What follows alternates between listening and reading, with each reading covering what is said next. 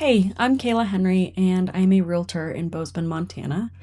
And one of the things that makes Bozeman such a cool place to live is its proximity to places like Yellowstone National Park and Glacier National Park. So, something that the parks do through the winter time is they often close a lot of their roads because they don't maintain them for snow.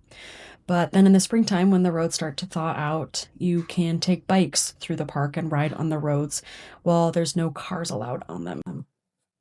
So we drove from Bozeman, Montana, down to Mammoth. That's actually in Wyoming. And that took us about an hour and 30 minutes to get from Bozeman to Mammoth. And then this is a map of our route.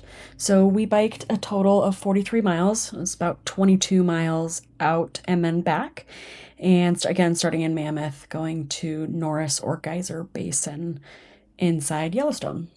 The route itself took us about 5 hours, with about 3.5 hours of moving time, maybe 3 hours and like 45 minutes of actual biking time.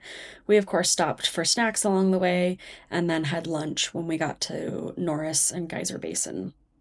I think there's about 2,600 feet of elevation gained and lost on this route, so pretty mellow. If you want to see an elevation map, stay tuned or flip to the end of this video where I put up a sheet of our total ride stats so you can kind of see the breakdown there. But it's a pretty easy ride, I would say. Like I said, bit of a climb to get in there, but then you're pretty much riding all along the Swan Flats, which is really beautiful. We got to see bison, a number of geyser features, and just a really cool way to see the park where there's way less people.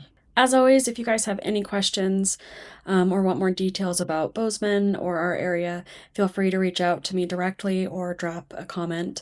I'm happy to be a resource to people in any way that I can. Enjoy the rest of the footage, and thanks for watching.